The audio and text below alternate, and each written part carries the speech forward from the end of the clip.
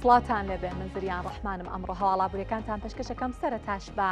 گرنگترین ناونیشانەکان دەست پێکەم. ئەمڕۆ ئەنجومەنی وەزیرانی عێراق بە سەرۆکایەتی محەممەد شیع سوودانی کۆبووە لە کۆبوونەوەکەیە باس لە موچەی هەرێمی کوردستان نەکراوە.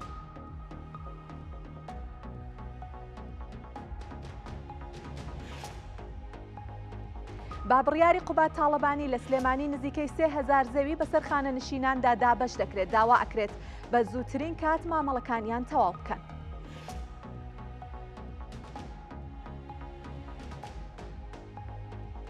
لەگەڵ شەپۆلی یەکەمی بارانبارین نرخی نەوتی سپی ماڵان بۆ هەر بەرمیلێک نزیکەی 25,000 دینار بەرز بۆتەوە. هۆکارەکەی بەرزبوونەوەی خواست و دابەزینی پلەکانی گەرمایە.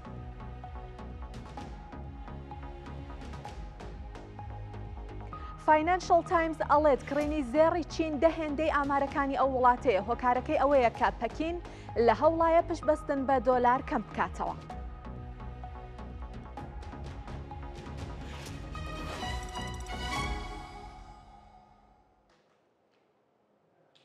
دووبارە سڵاوتان لێبێ. ئەنجومەنی وەزیرانی عێراق با سەرۆکایەتی محەممەد شیع سوودانی کۆبووەوە لە کۆبوونەوەکەیە هیچ باسێک لە موچەی هەرێمی کوردستان نەکرا. هەرچەندە کۆبوونەوەی ئەنجومەنی وەزیرانی عێراق ڕۆژانی سێشەمە بەڕێوە ئەچێت، بەڵام بەهۆی سەردانەکەی محەممەد شیع سوودانی بۆ هەرێمی کوردستان کە بڕیارە 2 ڕۆژیش بخایەنێت، کۆبوونەوەکە پێش خراب بۆ ئەمڕۆ کەوایە ئەگەری هەیە باز لە پرسی موچەی هەرێمی کوردستان بکەوێتە کۆبوونەوەی هەفتەی داهاتوو. جا ئەگەر وەک ئەزمموی مانگەکانی پێشووتر بێت، دیسانەوە ئەگەر سێشەممەی داهاتوو بڕیار بدرێت لەسەر خەرجکردنی موچەی موچەخۆرانی هەرێم، چەند ڕۆژێک دوای ئەوە پارەکە خەرج ئەکرێت بۆ حسابش بێت دابشکردنی موچە ڕەنگە بکەوێتە کۆتایی ئەم مانگە و سەرەتای مانگی داهاتووە تا 30 ئەم مانگە یاخود 1 و 2 مانگی 12. لەو کاتەوە کە هەرێم و بەغا ڕێکەوتنیان کردووە لەسەر نەوت و داهاتی نەوتی پێکاتون، ئەوەی کە لە بەرامبەرە بەغا موچەی هەرێمی کوردستان موچەی موچەخۆرانی هەرێمی کوردستان بنێرێت،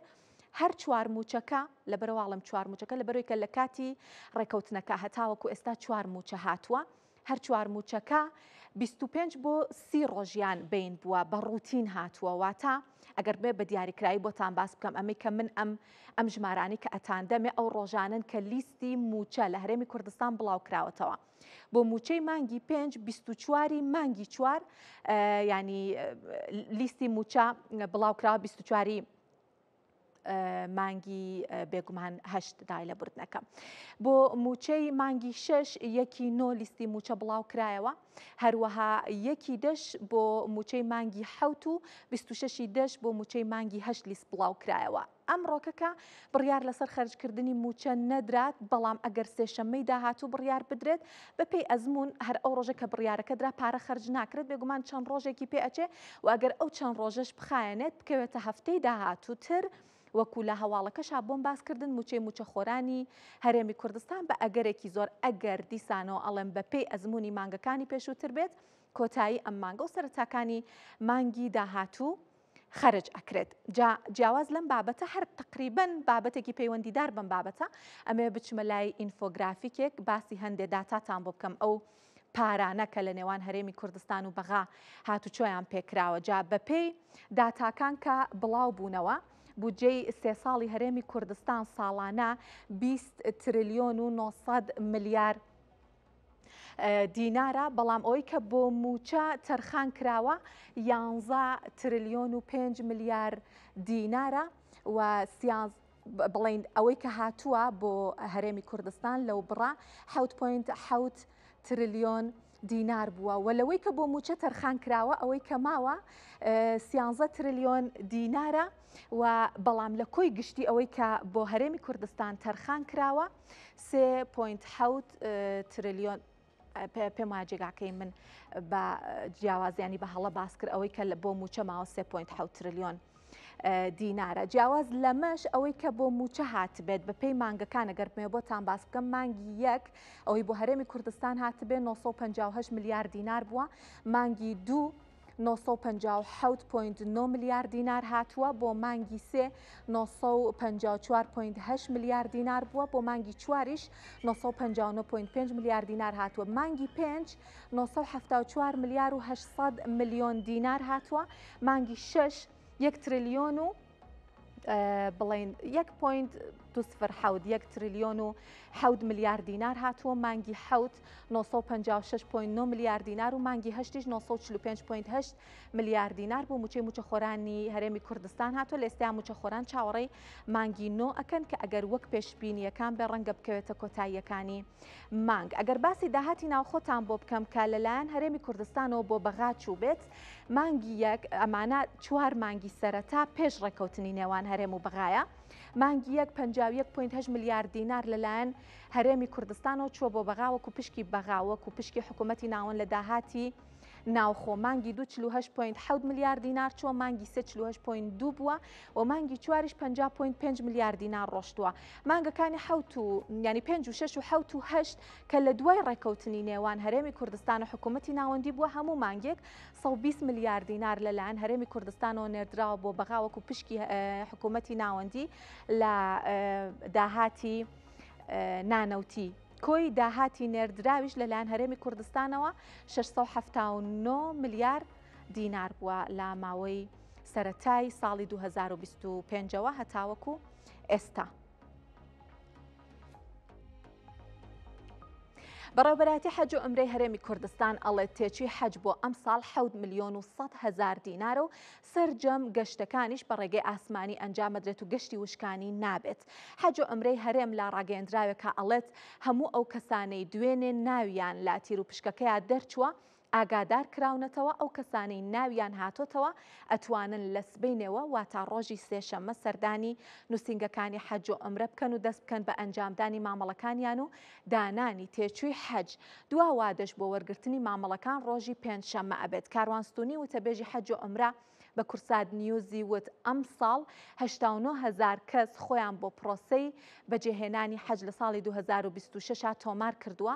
پرۆسەی تیر و پشکەکەش بە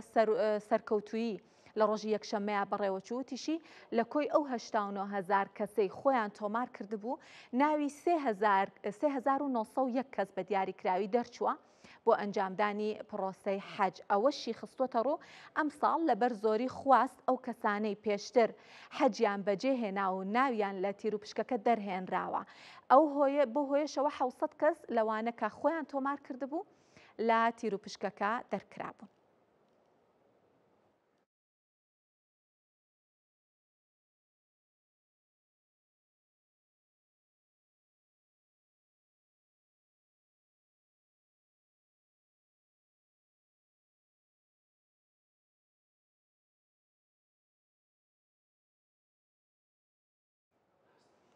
بابڕیاری قوبات تاڵەبانی لە سلێمانی نزیکەی 3000 زەوی بەسەر خانە نشینانە دابەش ئەکرێت، داوا ئەکرێت بە زووترین کات مامەڵەکانیان تەواو بکەن. زەویەکان لە 3 شوێنی جیاوازی سلێمانی دابەشەکرێن کە گەڕەکی سۆتکە و فەرمانبەران و لاوانە. بە دوای ناوەکەیدا دەگەڕێت تا بزانێت زەوی وەردەگرێت یان نا. مامۆستا یاسین مامۆستای خانەنشینە و 45 ساڵ خزمەتی مامۆستایی هەیە. هاوڕێکەی ئاگاداری کردووەتەوە کە بێت و بە دوای ناوی خۆیدا بگەڕێت بزانێت سوودمەندە لە وەرگرتنی زەوی یان نا. مامۆستا ورد دەگەڕێت، ئەم سەر و ئەو سەری ناوەکان دەکات تا لە کۆتاییدا ناوەکەی خۆی دۆزیەوە. وەڵام من هیوادارم خزمەتی زیاتر کەن، چونکە خەڵک زۆر ماندووە، زۆر هیلاکە. ئێستا من 45 ساڵ خزمەتمەیە، 45 سانیە لە دەوام دوان نەکەوتوم. ئێستاش ئاجەکەم پێدەدەن. مرۆڤ نابێ بێهیوا بێ، ئەبێ بە هیواوە بژی، چونکە مرۆڤی بێهیوا ژیانی زۆر ناخۆش دەبێت. تا دێت بەڕێوەبەرایەتی خانەنشینان قەرەباڵغتر دەبێت و هەمووان دێن بە دوای ناوی خۆیان یان کەسوکاریاندا دەگەڕێن. بەشێکیان ناویان هەیە و بەشێکیش هێشتا ناویان لە لیستەکەدا نییە و چاوەڕێن لە قۆناغی داهاتوودا ئەوانیش سوودمەند بن. چاوەڕێی قاپی خوانی وەڵڵا زۆر خزمەتم بکات. سەمن خۆم حالیان ئەمە دەمارگراوم. ئەم دەستێکم گریتیایە، خۆم شەقیقەم لەگەڵایە، هەموو ملم هەموو گریە.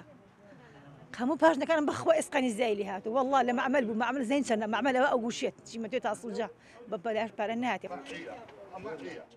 زەویەکان بە هەوڵی قوبات تاڵەبانی جێگیری سەرۆکی حکوومەت دابەش دەکرێن و ژمارەی سوودمەندانیش 2742 کەسە. پارچە زەویەکان دەکەونە 3 شوێنی جیاواز لە شاری سلێمانی، ئەوانیش سۆتکە و لاوان و فەرمانبەران. بە هەوڵەکانی جەنابی جێگیری سەرۆک وەزیران بۆ ئەوەی ئەوانیش بێبەش نەبن چکم ئەوانیش خەڵکیکن پێشتر خزمەتیان کردووە تەنها زەوی بۆ کەسانە نییە کە ئێستا فەرمانبەرن و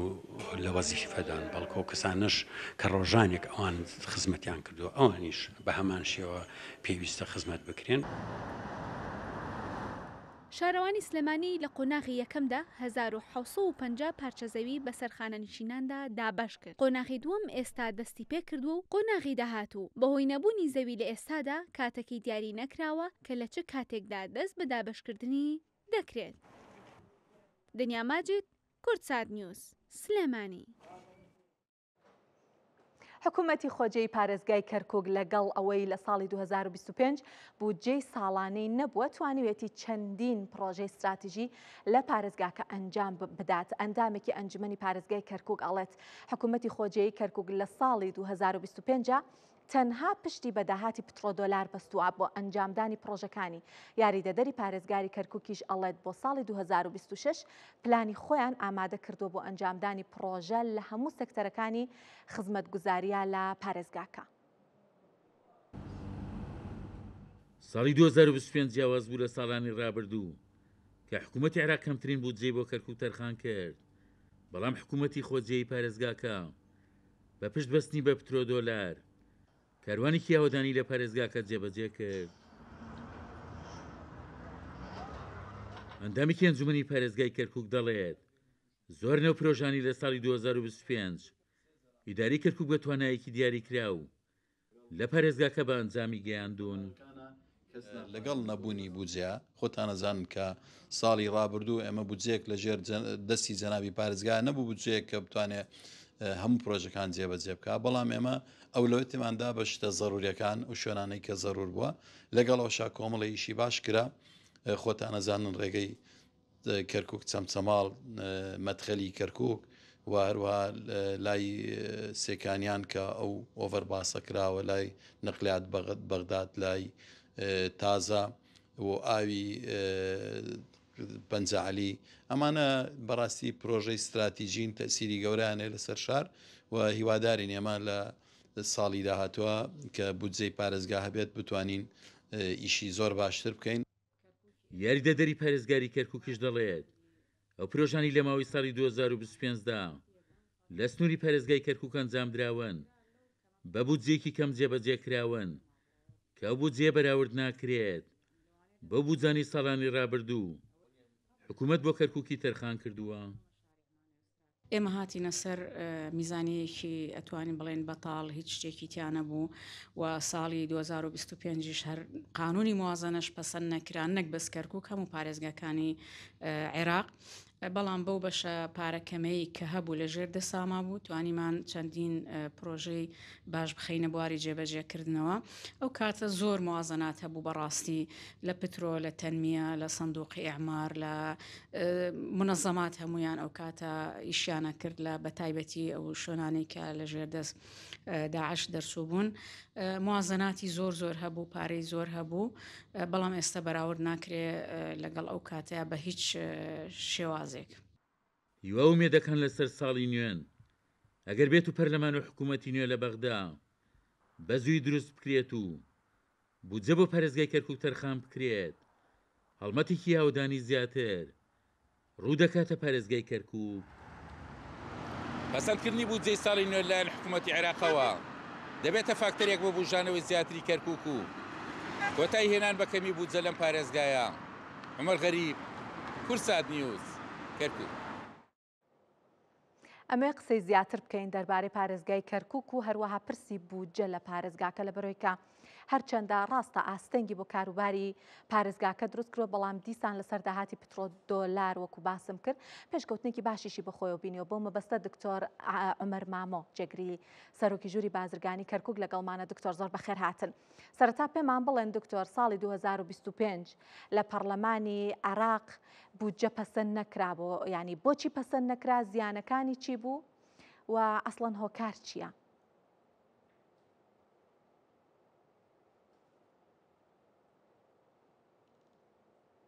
کاتتان باش، ئەوارەی دەرانی کورتسات باش و پیرۆزبایەکی گەرم لە لیستی وانی تان دەکەین. هیوادارین فراکسیۆنی یەکێتی لە پەرلەمانی داهاتووی 4 ساڵی عێراقدا فراکسیۆنێکی بێر و دلێر و کارا بێت بێتە پاڵپشتی هەموو ئەو پرۆژە یاسانەی کە کەرکووک و هەروەها هەرێمی کوردستان پێویستێتی زیاتر فراکسیۆنێکی دوور لە محاسەسا ئەو ئافاتەی کە تووشی عێراق هاتووە بەهۆی ئەو محاسەسەوە چ لە حکوومەت چ لە پەرلەمان ئەو قۆناغە تێپەڕێنێت و بێتە فراکسیۆنێکی بەهێز و کارا و دلێر لە بێر لە ناو فراکسیۆنی پەرلەمانی عێراقدا. بەڕاستی پێش ئەوەی بێمە سەر وەڵامی پرسیارەکەات ئەمانەیە بڵێن کە عێراق یەکێ لەو کارە ساتانی لە دوای 2023 تووشی بوو بەڕاستی مسادقەکردنی پەرلەمانی عێراق بوو بۆ ماوەی 3 ساڵ 23 و 24 و 20 مسادقەکرا لەسەر میزانی عێراق بە نرخی دۆلار بە 70 دۆلار و بە کورتهێنانی 6 تریلیۆن. ئێستا ئێمە لە کۆتایی ئەو میزانیەی 3 ساڵیان کە ئێستا عێراق باجەکەی دەدات کە لە هەموو وڵاتانی جیهاندا وڵاتێکی مؤسساتی بێت بودجە بۆ ساڵێکە و میزانی بۆ دەکرێت. ئەگەر تەنها سەیری میزانی موازنەی 24 بکەین دەبینین عێراق بە ڕێژەی لە 1990 تا 95 هاتی 90 بەستووە. ئەمە کەواش کرد بەڕاستی ئەو 6 تریلیۆنەی کە عەجزی هەبوو بۆ 3 ساڵە نەتوانێت بڕیکاتەوە. هەروەها گۆڕانی نرخی نەوت کە بەدەستی عێراق نییە هەمومان دەزانین بەڕاستی هێناردەکردنی نەوت و نرخی نەوت لە بازاڕەکانی جیهاندا پەیوەندی بەخواست و خستە ڕۆ هەیە. بۆیە نەوت شکانی نرخی نەوت بەهۆی شەڕی بەتایبەتی ئۆکرانیا و رووسیاوە هەروە هاتنی سەرۆکی ئەمریکای ترامپ کە سەرۆکی کاتر تەوەجی اقتصادی هەیە عێراق بە فرۆشتنی نەوت لە 70 بۆ 60 عێراق مانگانە تقریبا 1 ملیارد دۆلار لە داهاتەکەی کەمەوە بووە. ئەو 6 تریلیۆنەی کە لە میزانەدا هەبوو نەکەمی کرد بەڵکو زیای کرد. بۆیە هیوادارین هەروەها بۆ بابەتی میزانیەی کەرکووک بەڕاستی من تۆزێ متابعی بە زیاتر مستحقاتی کەرکووکین ئەوەی کەوا مستحقاتی محافظاتی عێراق ئێستا بڵین و لەڵێن بەڕاستیەکەی لەوانە بە ئاشکرا پێوەی دیار نەبێت بەڵام عەجزی مالی بووە بڵێت و دەڵێ یعنی عەجزی نەقدی نەبووە. بۆیە ئەم ساڵ لە ساڵی 25 لە چەند چاوپێکەوتنی ترداوتو بە ساڵێکی قورس دەبێت بەنسبەت عێراقەوە چ لە ڕووی ئابوووریەوە چ لە داهاتەوە چ لە ڕووی بڵێ داراییەوە. باشە دکتۆر لە ماوەی 2 ساڵی ڕابردووی ئەنجومەنی محافەزە کە چەندها ساڵ بۆ ئەنجومەنی محافەزەمان نەبوو. دکتۆر ئەمە بزانم ئەو بۆشاییەکە بودجە دروستی ئەکات ماوەی ئەم یەک ساڵەی دکتۆر با من ئەم پرسیارم تەواوکەم ئەو بۆشاییەکە بودجە دروستی ئەکات چۆن لەلایەن حکوومەتی ناوەندیەوە پڕ ئەکرێتەوە چۆن لەلایەن پارێزگاکانەوە پڕەکرێتەوە باسی کەرکووکەکەین ئەڵێن کەرکووک با پترۆدۆلار چاکسازی کردو بۆتە هۆی ئاوەدانی لە پارێزگاکە بەڵام ئایا ئەمە هیچ لێکەوتەیەک بە دوای خۆیان هێنێت ئەگەر بودجە ببێت جیاوازیەکەی چییە؟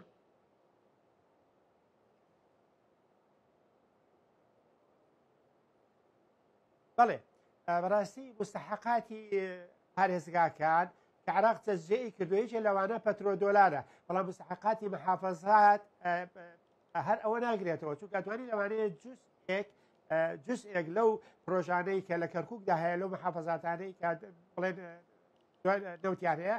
هەنێ پرۆژەی استراتیژی بەڕێز کاگڕێبوار ئەم پرۆژانەی کردووە بەڵام مستحقاتی محافەزەی کەرکووک بەتەواوی لە ساڵی 2025 تەنها لە 125 بۆ هاتووە ئەوش بە 3 جار بۆی هاتووە جارێکیان لە 107 و 108 و تقریبا لە 107 ئەوانەیە کە ئەمە ئێستا بڵێ ئیداری محافەزەی کەرکووک ئەگەر ئیرادەیەکی بەهێز نەبووە لەلایەن ئەنجومەنی محافەزەوە بەڕێز پارێزگاری کەرکووکەوە بێگومان ئەم پرۆژە استراتیجیانەش ناکرا بەڵام ئێمە لە کەرکووک بەڕاستی نابێ بەس ئەتیماد بکەینە سەر ئەوەی کەوا حکوومەت بەشە بودجە دەنێرێت ئەتوانین لە $1 یان لە ڕێگای وەبەرهێنانەوە کە ئێستا تەوجوهێکی زۆر باش هەیە لەلایەنی بەڕێز پارێزگاری کەرکووکەوە بۆ وەبەرهێنان لە شارەکەیە دەبینین گەورەترین مەسفا لە شارەکە کراوە کە دەتوانێت هەلی کاری گەورە بۆ ئەوانە دابزە کاری کارن دانانی بەردی بناغەی دانانی گەورەترین پرۆژەی دروستکردنی ئۆتۆمبیل لە شارەکەیە ئەمانە هەمووی جێگرەوەی ڕاستە مستحقات لەو بڕوایم ساڵی 26 بەداخیشەوە ساڵی 26 لەوانەیە لە عراقدا ئەسڵەن میزانێ نەبێت بە یاسای ئیداری مالی بەڕێوە بچێتن چونکە ناردنی میزانیە لەلایەنی پەرلەمانەوە دەبێت لە کۆتایی ساڵەکەیە بەداخۆ ئەم ساڵ هەمووان دەبینین کە ئێستا بڵێن انتخابات کراو لەوانەیە لە 4 مانگی داهاتوودا کەتیچیدا ساڵی 26ەوە میزانێمان نەبێت بۆیە عێراق بەڕاستیەکەی دەکرێت یاری مەحافەزەی کەرکووک و بەڕێز پارێزگاری کەرکووک زیاتر احتیمال بکەین لەسەر بەشە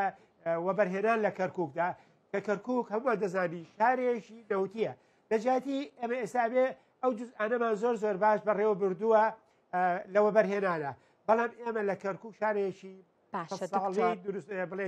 دۆزینەوە نەوتە لە شارەکەیە یەکی لەو پرۆژە استراتیجیانەی کە پێویستمانە لە کەرکووک ئێستا بیکەین پێویستە پەترۆدۆلار زۆر گرینگە ئێمە بتوانین وەبەرهێنان لە بواری پەترۆکیمیایەتا بکەین چونکە شارێکی نەوتی. دکتۆر تا چەند نەبوونی بووجا کێشە و ئاستەنگ بۆ بەڵێندەرە ناوخۆی و بیانیەکان دروست دەکا کاریگەری لەسەر کاری ئەوانە بێت؟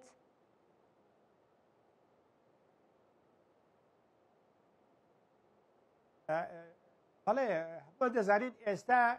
ئەو پرۆژانەی کەوا لە کەرکووک کراوە لە ماوەی مستحقاتی خۆیانە تەسەور کە تا ئێستاکانە مخاولەکانی بەڵێندەرەکانی کەرکووک مستحقاتی خۆیان لە 23 ماوە لە 24 ماوە لە 25 ئەم ساڵەکە وەکو وتم تەنها لە 125 ساعتەوە بەڕێز پارێزگاری کەرکووک تەنها بە 125 ئەو میزانی مستحقاتی کەرکووک توانێتی ئەم پرۆژە استراتیجیانە بکات بەڵام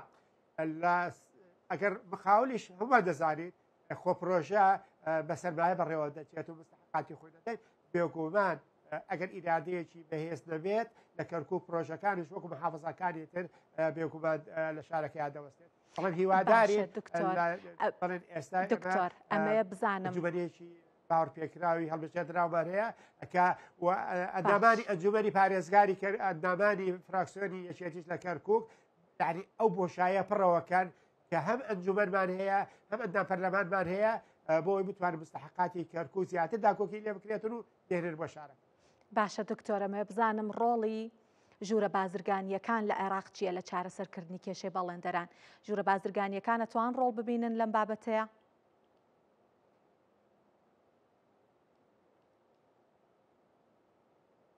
بەڵێ ئێمە شۆکو ژووری بازرگانی کەرکووک ینی یەکێکی لە جزئی سەرمایه‌داری لە ناو شارەکانە خۆمان زانی عقاراتمان هەیە استثمارات بادەیە بازرگانیمان هەیە ئەم سێ سێکتەرە لە ناو هەر شارێکدا احتیاجی کولی لەسەر سەرمایه‌داری هەیە بەڵام جز بڵێ بەڵێندەرایەتەکەی حقاتی هەیە حکوومەتەوەیە بەڵام استثمارات و بڵێ بازرگانی بە دەرەجەیەک سەرمایه‌داری کەسین کە دەتوانن لە بوارەدا بژانەوەی شار جەبەجێ بکەن بەڵام بۆکو ژووری بازرگانی کەرکووک خۆ دەزانین ئەگەر ئیشوکان لە ناو شاردا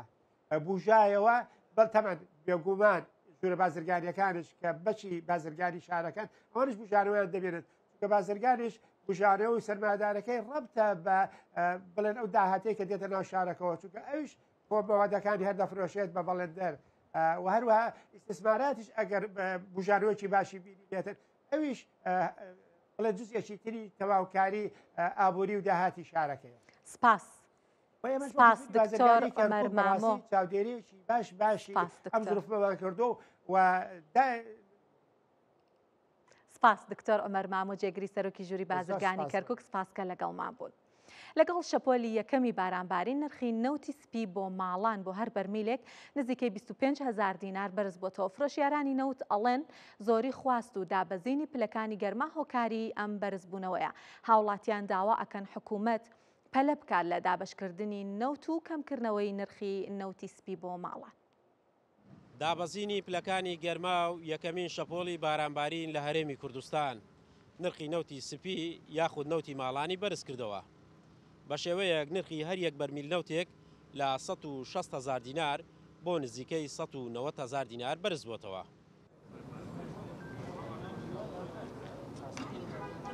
لە هەولێر نرخی نەوتی سپی ماڵان زیادی کردووە. ئەم بەرزبوونەوەیش ڕێگر نەبووە لەوەی خواز لەسەر کڕینی کەم بێتەوە.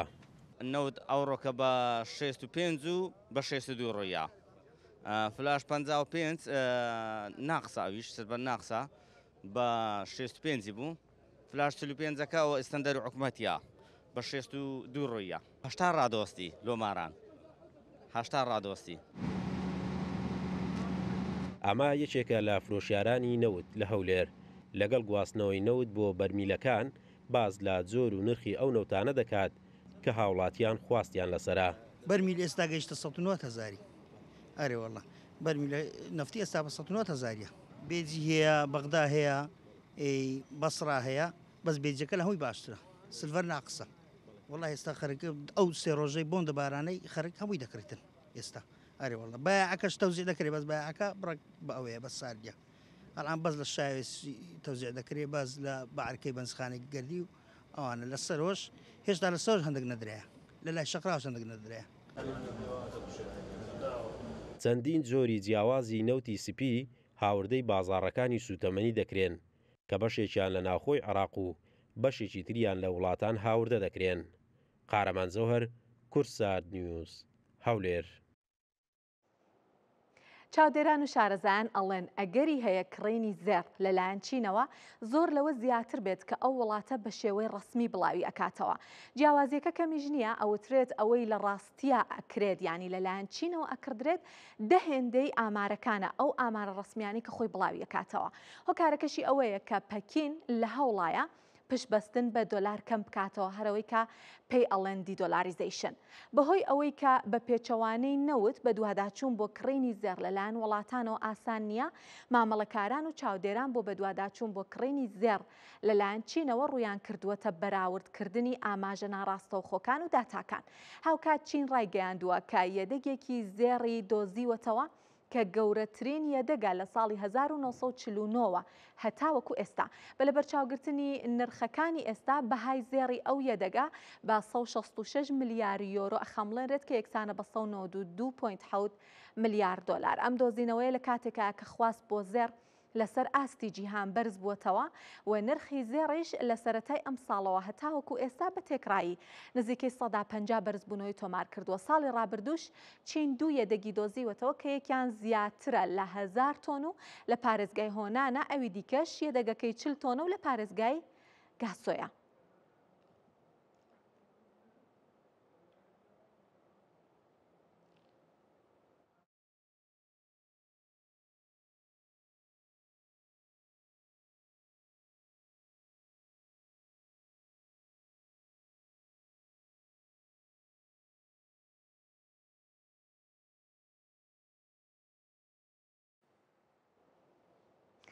ئەمەوێ لە سەر شاشەی کورسات نیوز هەندێک داتاتان دەربارەی ئەم گۆڕانکاریانە کە لە چین ڕوویداوە بۆ ڕوون بکەمەوە. سەرەتا ئەوەی کە ئەم کڕینەی زێرکە ئەڵێن لەلایەن چینەوە بەرزبوونەوەی تۆمار کردووە ئەڵێن کڕینەکەی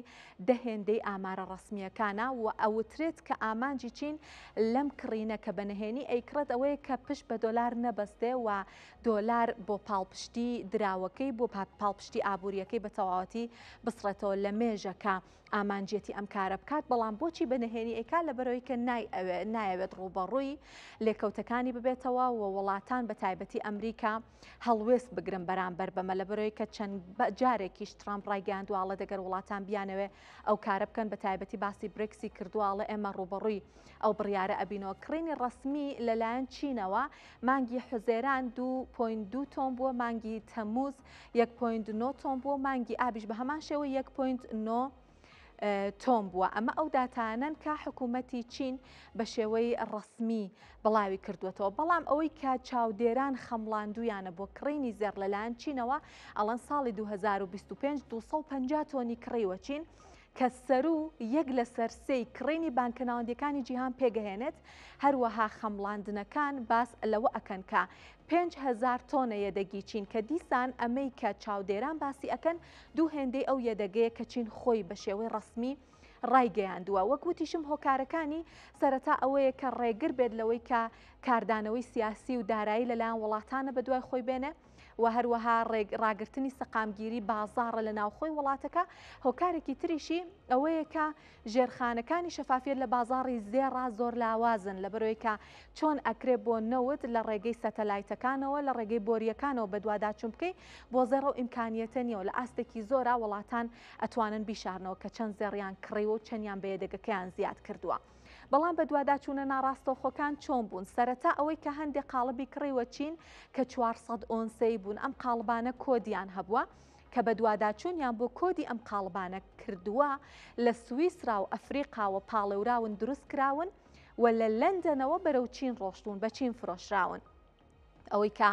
بەراوردکاریش کراوە دیسان بۆ دۆزینەوەی ئەم داتا واقعیانە کە باس ئەکرێڵن زۆر زیاتر لە داتا ڕسمیەکان سەرەتا هاوردیان لەگەڵ بەرهەمی ناوخۆی چین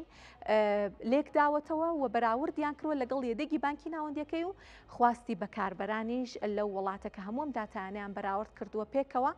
بۆیان دەرکەوتووە کە ئەوەی چین کڕیوێتی و ئەوەی چین لە یەدەگەکە هەیەی زۆر زیاترە لەوەی کە خۆی بە شێوەی ڕسمی باسی ئەکات. اینجا باسی دۆزینەوەی یەدەگێکی نوێم کرد بۆ زێڕ لە چین ئەوترێت کە ئەمە گەورەترین دۆزینەوەی زێڕە لە چین لە ساڵی 1949ەوە شوێنەکەی پارێزگای لیاۆنینگە لە ڕۆژهەڵاتی چین 15 مانگی پێچوە بۆەوەی کە ئەم یەدەگە بدۆزنەوە و 1000 کەسیش هێزی کار لەو شوێنە خەریکی کاربوون هەتاوەکو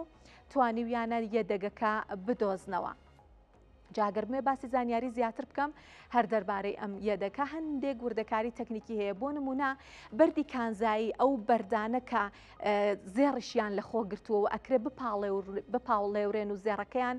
لە ئاستێکی ینی خاوێنی بەرزا لێ دەربهێنرێت 2.5 میلیۆن تۆنن بەڵامەڵێ ئەیارەکەیان زۆر نییە ئەم بەردانە تقریبان ئەیارەکەیان 0.56 گرامە بۆ 1 تۆن واتە لە 1 تۆن 0.56 گرام زێڕی لێ بەرهەم دێت ئەوەی کە دۆزراوەتەوە یەدەگەکەی ئەو زێڕا خاوێنە کە ئەیدا بەدەستەوە 1444 تۆنە دیسان ئەمە هەمووی خەمڵاندنە کە بەهاکەیە گاتە 192.7 میلیارد دلار. بەرهەمی ناوخۆی چین پێشتر پێش ئەم یەدەگە نوێیە کە دۆزیوێتەوە ساڵی 2024 377.24 تۆن زێڕی بەرهەم هێناوە کە ساڵانە 0.56 گەشاکات. ئەمێ قسەی زیاتر بکەم دەربارەی بازاڕی زێڕ بە تایبەتی ئەم گۆڕانکاریانە کە لە چین ڕوویداوە لەگەڵ میوانێکی شارەزا بابزانین ئایا کاریگەری لەسەر بازاڕەکانی جیهان دروست دەکات یاخود نابووە مەبەستەش هەرێم ڕێبوار شارەزای بازاڕە داراییەکان لە هەولێرەوە لەگەڵمانە. سڵاو لێ بکاکەرم پێمان بڵێ هەر بە گوێرەی داتاکان داتا ڕسمیەکانی حکوومەتیش کڕینی زێڕ لەلایەن چینەوە هەرچەند ماوەیە کەم بووە بەڵام دیسان بەرز بووەوە. کڕینی زێڕ بەو قەبارە گەورەیە کە باسی ئەکرێت هۆکارەکەی چییە بۆچی ئەیشارێتەوە ئەسڵان؟ سڵاوتان لێبێ ئەم کاتەی بەڕێز و بینەرانیش باش تەوان سەبارەت بە سیاسەتەکانی چین بەرامبەر بە دنیا بە تایبەتی بەرامبەر بە ئابووری ئەمریکی پێ ناوەتە قۆناغێکی نوێ و چەندین ساڵە چین خەریکی لەسەر مستەواکی نێودەوڵەتی خەریکی دروستکردنی بەرەیەکی هاوبەش و چەند لایەنەیە بۆ دۆزینەوەی بەدیلێک بۆ بەکارهێنانی دۆلاری ئەمریکی لە ناوخۆشە لەسەر مستەوایەکی داخلی دەستی کردووە بە مەسلەی کڕینی زێڕ و خەزمکردنی زێڕ لە بانکەکانە بۆ ئەوەی کە وەکو سیاساتێک لە داهاتووە بۆ ئەو دراوە بەشەی کە دروست دەکرێت پاڵپشتی بکرێت دیارە سین وەکو ئەوەیە بینرێت دراوەکەی کە یوانە لەسەر مستەواکی نێودوڵەتی مامەڵەی کەمتر پێکرێت و تاوەکو ئەم دەقێشێ مەقسەی تیاکەین تقریبا 1970 مامەڵەی نێودوڵەتی لە دنیای بە دۆلار ئەنجام بدرێت کامیش چینی نیگەران کردو ینی ئەگەر بێت و چین دەست پێشخەری بە وڵاتێکیش بکات بۆ ئەوەی کە بە یوانی چینی ئاڵوگۆڕی بازرگانیان ئەنجام بدەن وڵاتی بەرامبەر تووشی کێشە بێ لەوەی کە یوانە چینیەکە چی لێ بکات ئەمە ئەمە لە ڕاستیە بابەتێکی گرنگە لە ماوەکانی پێشوە لە ساڵی ڕابردووای چێکەوە دەست پێشخەریانە بۆ عێراق بوو کە چین داوای کرد کە عێراق و چین لەمە دووە بە یوانی چینی ئاڵوگۆڕی بازرگانی بکەن هەتاوە پێشنیارش بۆ عێراق کرا کە ئەبزانە بابەتەکە لە چوە سەرچاواگرێ و پێشنیار کرا بۆ عێراق کە ئیدارە عێراق وتیانەمە باش کێشەمانیە بە یوانی چینی نەوتت پێ فرۆشن بەڵام یوانە چینیەکە چی لێ بکەین وتی لە بۆرسەی شانگەهای بۆتانەکەمەوە بە زێڕ و ئەتوانن بە شێوەی قاڵبی زێڕ وەریگرن کەواتە چین لێرەوە دەرەکەوێ بەم نمونەیە کە لە ئایندەیە ئەوێت بۆ بەدیلی دۆلار زێڕ بەکاربێنێ وەکو جەنابیشتان ئاگادارن بەرەی برێکسمانەیە کە لە رووسیا و چین و ئەفریقای باشوور و بەرازیل و چەند دەوڵەتێکی تر پێکاتون ئەمانە لە ڕاستیە ئەیانەوێت دراوێکی هاوبەش لە نێوانە دەربکەن بۆ منەوەکو دراوی یۆرۆ کە ئەم دراوە بەرزێر پاڵپشتی بکرێت ئەو ئاڵگۆڕی بازرگانی پێ بکەن چین لەسەر مستەواکی نێودوڵەتی لە دەی ڕابردووە کاری لەسەرەوە کردووە کە دۆلار لە مامەڕە نێودوڵەتەکانە لاواز بکە و تا ڕادێک پێگەی خۆی لەسەر ئاستی ئابووری نێودوڵەتی بەهێزتر بکەن پێم وایە تاکە مەبەست و ئامانجی سەرەکی چین لە کڕینی زێر ئەوەی لە لای تریشۆ بیرمان نەچێ هەر دەوڵەتێکی شەگەرات و ئەم پلان و استراتیژە دوورمەودایانەی نەبوو کڕینی زێر هەشتێکی باش چونکە بانکە ناوەندەکان لە سەرانسەری دنیا زێڕیانەیە و زێر تاکەکانزایە بە درێژایی مێژووکە بە بەردەوام نرخەکەی زیادی کردو و زیادیش ئەکاتەوە هیچ گومانێک لەوە نییە لەبەرەوە بەڵام بەو قەبارەی کە بەڕێستان لە راپۆرتەکە باستان کرد و بەم شێوەیەکی ئەمە لە چەند ساڵی ڕابردووە بینیوانە لە بۆرسەی شەنگەهای زێر ئەکرێ خەیاڵیە کڕینەکە دیارە مەبەستێکی تری لە پشتەوەیە کاویش مەسەلەی دیدۆلاریزیشنە باشە کاکەرم جگە لە ئەوەی کە چین مەبەستی چییە و بابەتی دیدۆلاریزیشنەکە کاریگەری ئەم دوو هەواڵە چ کڕینەکە لەلایەن چینەوە چ ئەو یەدەگە نوێیە کە دۆزیوێتیەوە کاریگەریەکانی لەسەر نرخی زێر لە بازاڕەکانی جیهان چۆن ئەبێت وی لە ڕاستیە دۆزینەوەی یەدەگی زێر لەسەر ئاستی نێودەوڵەتی وا کات کە مەسلەی سەپلای زێر زیاد بکە ینی کە سەپلایش بەرزە بێتەوە عادەتەن پێویست تۆزێک تەسیل لە سیعرەکەیەکە بەڵام من پێم وایە لە حاڵەتی ئێستا ئەم دۆزینەوەی ئەم کانە لە ڕاستیە پێم وانە کە شتێکی نوێ بێت و لە تەوقیتێکی حساسایە چین باسیەکات و بە تایبەتیش سعری زێر لەسەر و 4,000 دلارەوە پێم وایە شتێکی تازەنیە چین پێشترە و کانەی شاف کردووە و دۆزیویانەتەوە بەڵام لەم تەوقیتا بیزات ئەیانەوێ ڕەیەکی تری عام لەسەر مەسلەی زێر و سەرنجی دنیا جارێکی تر بۆ مەسلەی زێر ڕابکێشن ئەمایەکێکی تر لەو مەبەستانەی کە بە ڕاستیا چین هەیەی سەبارەت بە سعری زێر چونکە چین وەکو لە پێشترا باسمان کرد لە چوارچێوەی ئەو لە چوارچێوەی قەبارەی ئاڵگۆڕی بازرگانی خۆیەوە تەمەشای زێڕەکە لە بازاڕ نێودەوڵەتەکانە و پێی وایە چەند خەڵک لە سەرانسەری دنیا زێر بکرێت و چەند بانکە ناوەندەکانی دەوڵەتەکانی تر زێر بکرن و هەست بە گرنگی و باشی زێر بکەن ئەوەندە زیاتر لە چین نزیکە بنەوە لە دۆلار دوورەکەوتەوە لەبەرەوە ئەیانەوێت فۆرمێکی گلۆباڵ یاخود جیهانی بەبەری زێڕا بکەن و قەناعەت بە هەموو کەسێک بێنن کە زێر داهاتووی بازاڕە وەکرێ زێر بە هەموو عملەیەک و بە هەموو شتێک لە بازاڕەکانە بگۆڕێتەوە باشە کاکەرێم یەک پرسیاری تر زێر لەم ڕۆژانەی دوایە بۆچی وا ئاکا دەگەر سەیری چارتی ڕۆژانە بکەین هەر ئەڵەی تەختیتی دڵە چەند جاردا ئەبەزێ و بەرز ئەبێتەوە و بۆ نمونە ئێمە هەتا کاتی ئامادەکردنی هەواڵەکەمان نرخێکە تا دەینە ستۆدیۆ نرخەکە گۆڕانکاری بەسەرادێت پێتان وایە هۆکاری ئەم ناسە قامگیریە چییە و ئاراستەکەی لە کوردخایەن و درێژخایەنە چۆن ئەبێت بەپێی پێشبینیەکانی ئێوە لە ڕاستیان قسەکەی بەڕێستان زۆر ڕاستە ینی ئەم ساڵ ئێمە زیاد لە 10 ساڵ لە 15 ساڵ لە بازاڕی زێڕا ئیشەکەینی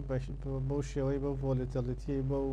تەزەبزبەی کە ئێستا ئەم ساڵ زێڕی تیابوو بە هیچ شێوەیەک لە پێشترا نەمابینێ و شتێکی نوێیە بۆ بازاڕەکان ئەم حرەکە زۆرەی زێرکە ڕۆژی وایە ڕۆژی وە هەبوو ئەم ساڵ زیاتر 200 دلار 250 دلار زیاتر حرەکەی کردو لە بازاڕەکانەکە ئەمە شتێکی ناساییە بۆ سعری زێر من پێم وایە لە ڕاستی ئەمە گەڕێتەوە بۆ مەسەلەی ئەو نائارامی کە لەسەر مستەوایەکی سیاسی و لەسەر مستەوایەکی ئابووری هەیە بە تایبەتیش ویلایەتە یەکگرتووەکانی ئەمریکا لەسەر مستەوای جیۆپۆلیتیکی ئەوە دیارە مەسەلەی کێشەکانی ئوکرانیا و رووسیا و مەسەلەی ئیسرائیل لە شەرق ئەوسەط و مەسەلەی ئێستا ئەمریکانیەتی هەیە کە لە هێرش بکاتە سەر ڤەنزوێلا لەبەر ئەو گروپانەی کە بازرگانیەکی زۆری مادەی هۆشبەرەکەن لە ڕاستیا و بەشێکی زۆری بۆ ئەمریکا هەروە و مەسلەی تایوان لە نێوە لە تایوان و چین کە کێشە ئەم کێشە جیۆپۆلیتیکانە لە لایەک ئارام بوون بەڵام ئەمانەی کە باسمان کرد شتێکی نوێ نەبوون بۆ ئەوەی کە بەڕێستان باسەکەی سەبەبێکی تری هەیە سەبەبەکەش ئەگەڕێتەوە بۆ ئەوەی کە ئەمە لە دوو مانگی ڕابردووە شاهێدی داخرانی حکوومەتی ئەمریکا بوون کە دوای 43 ڕۆژ لە داخرانی کرایەوە لە ڕاستیە و ئەمەش بە درێژترین ماوەی داخرانی حکوومەت لە مێژووی ویلایەتە یەکگرتووەکانی ئەمریکایە پێوانە کرێت و یەک بابەتیش زۆر زۆر گرنگە کە وەبەرهێنەر و بازرگانیش بیزانن من پێم وایە کە بەشێکی زۆری ئەم بەرز و نزمەی زێر لەم ڕۆژانە پەیوەندی بۆ هەیە مەسلەی کرانەوەی حکوومەت لە ویلایەتە یەکگرتووەکانی ئەمریکا کۆتایی پێ ناتوە بە هیچ شێوەیە چونکە حەسەب ناوەڕۆکی ئەو ڕێکەوتنەی حەسەب ئەو ڕێکەوتنەی کە کۆماریەکان و دیموکراتەکان بۆ تێپەڕاندنی پرۆژە یاساکە کردویانە مەرجدار کراوە بەوەی کە پێویستە لە ڕۆژی تێپەڕاندنی پرۆژە یاساکەوە تاکو 75 ڕۆژ کێشە هەڵپەسێراوەکانی نێوان کۆماریەکان و دیموکراتەکان چارەسەر بکرێت ئەگەرنا دوای 75 ڕۆژ لە 31 2026 ئەگەر و احتیمالەتێکی هەیە جارێکی ئێمە دووچاری داخرانی حکوومەت بینەوە یعنی کێشەکە لێرە بە شێوەیەکی بنەڕەتی چارەسەر نەکراوە بەڵکو مۆڵەت دراوەتە کۆماریەکان تاوەکو 31 2026 بودجەکان بۆ پەسەند کردوون دیموکراتەکان بەوەی کە کێشەکانیان چارەسەر بکرێەوە ئەو مەرجانشی کە دیموکراتەکان هەیەە بخرێتە ناو پرۆژە یاساکانەوە و جارێکی کە لە پەرلەمان تێپەڕێن ئەگەرنا ئەمە یەکێکلەوە کارانەی کە دیار نییە ینی مستەقبەلی بوری اقتصادی ئەمریکی ئەوەی کە ڕوونە تایسە هەتا 31 دیارە 31 ئێمە نازانین جارێککە دووچارێکی بینێت لە لایەکی ترەوە بابەتەکە پەیوەندی بەوە هەیە کە لە ماوەی ئەو داخرانی حکوومەتە فیدراڵی بەوەی کە هیچ داتایەکی PC کۆر ئینفلیشن کە پێوانەی هەڵاوسانەکە داتای NFP مانگینەوە داتای NFP مانگی داتاکانی کار و GDP گەشەی ناوخۆی ئەمریکا ئەم داتانێ بەدەست نەگەیشتەوە بەدەست نەگەیشتنی ئەم داتانشتا ڕادەیەکی زۆر واکە کە فیدراڵی بە شێوەیەکی کوێرانە مەمەڵ لەگەڵ بازاڕا بکە و لە پێشتریش ئێمە لە جرم پاوەڵ لە چوارچێوەی ئیکۆنۆمیک پرۆجەکشنەکەی فیدراڵی باسی لێوە کرد کە لە مانگی 12 سوودی بانکی دابزێنی بەڵام بینین لە کۆتا کۆبوونەوەیانە وتی لەبەرەوە ئێمە داتامانێ لەبەرەوە کە حکوومەت داخرا لەبەرەوە ناتزانین چۆن تەعامل لەگەڵ بازار بکەین مانگی 12 سوودی بانکی احتیمالێ دانەبەزین لە حاڵەتی ئێستا پێشەوەی کە بێمە ستۆدیۆکەی بەڕێستان من تەمەشای پێشبینیەکانی بازارم کرد چارتەکەیم کرد کە پێشبینی و بەرهێنەر و بازرگان و بازار چیە بۆ دابەزانی سوودی بانکی لە مانگی 12 143 بۆ 146 بوو ینی لەو بینە لە بەرزنوزمێک کە پێشتر فوق 170 بوو ئەمە وای کردووە کە ئەگەر مانگی 12 سعری یان ساک سوودی بانکی وەکو خۆی بمێنێتەوە لە ڕاستیەوە ئاکات کە زێر بەرزونزمێکی زۆر بکە یاخۆ سبەینە خەبەرێک دەرچێ بانکی ناوەندی بڵێن کە سوودی بانکی دابەزێن لە مانگی 12 جارێکی زێر ڕوو لە بەرزی بکە لەبەرەوە بازاڕەکان بە حاڵەتێکی زۆر نائارامە تێپەڕن هەور ئەمە ژوای کردو کە سعری زێر لە ماوەیەکی کورتخایانە بەرزونزمێکی زۆر بکات باشە کاکە هەرێم باسی وەبەرهێنەران و بازرگانانت کرد بە بڕوای ئێوە وەبەرهێنەرە بچووکەکان چی بکەن من باسی ئەوانە ناکەم کە وەبەرهێنەری گەورن و بە قەبارەیەکی گەورەوە بەرهێنان لە زێڕاکەن وەبەرهێنەرە بچووکەکان چی بکەن ئێستا کاتێکی گونجاوە بۆی بێنە ناو بازاڕی زێڕەوە یاخود کاتی فرۆشتنە بەپێی پێشبینیەکانی ئێوە لە ڕاستیان من پێم وایە بۆ بازرگانی بچووک بە تایبەتی ئەمە ئەگەر باسی ناوخۆی عێراق وارەمی کوردستان بکەین پێویستە سوود لە دەرفەتەکانی دابەزین وەربگرن چونکە ئەو هۆکارانەی کە سعری زێڕی گەیاندە 4000 دلارەوە لە خلالی 2025 هەموو ئەو هۆکارانە تا ئێستاوەکو خۆیان ماوەن یعنی ئەمە لە حاڵەتێکانین بڵین کۆمەڵێک هۆکار کۆمەڵێک دۆخێکە بۆ لە بازاڕێنێ دەوڵەتەکانە کە وای کردووە سعری زێڕی بەرزکرێتەوە لە حاڵەت ئێستا ئەم دۆخە نەماوە گۆڕاوە باشتر بۆ سعری زێڕی پێدابەزێ هەم دۆخەکە هەروەکو خۆی وایە بەڵام دابەزینەکەشی پەیوەندی بە مەسلەی خراپی دۆخی بازاری پشکەکانەوە خراپی دۆخی بازاری کریپتۆکەرنسیەوە بەشێک لەو قازانجەی کە بەرهێنەر و بازرگان کردویانە لە زێڕا وەری ئەگرن و سعری زێڕی پێدابەزێ من پێم وایە ئەگەر دەرفەتە دابەزێتە بن 3800 دلار 3800 و خوارتر پێم وایە بۆ بازرگانی بچووکیش دەرفەتێکە بیکرێت چونکە لە پێم وایە لە ساڵی 2026 ئێمە لەوانەیە شایدی 5000 دلارێک بین لە سعری زێڕە سەر و 4500 دلار و احتیمالەتێکی 5000 دلارێکەیە بە تایبەتیش دوای ئەوەی کە قسە هەیە لەسەر ئەوەی کە داکەوتنی ئابووری ڕسێشن لە ویلایەتە یەکگرتووەکانی ئەمریکا ڕووبدا بە دڵنیایی وەگەرە و دۆخە بێتە ئاراوە زێر پێم وایە دابەزینێکی بەسیتەکات و دواتر بەرزبوونەوە تۆمارەکە هیچ نەبێ بۆ ناوچەی نزیک 5000 دلار بۆ ئەوسەیە سپاس هەرێم ڕێبوار شارەزای بازاڕە داراییەکان کە لە ستۆدیۆی کورسات نیوز لە هەولێرەوە لەگەڵمان بوون سپاسکە لەگەڵمان ئامادە بوون. بەم هەواڵە ئێمەش کۆتایی بە گەشتی هەواڵ ئابوووریەکانی ئەمڕۆ ئەهێنین. زۆر سپاس کە بینەرمان بوون و ماڵاوە.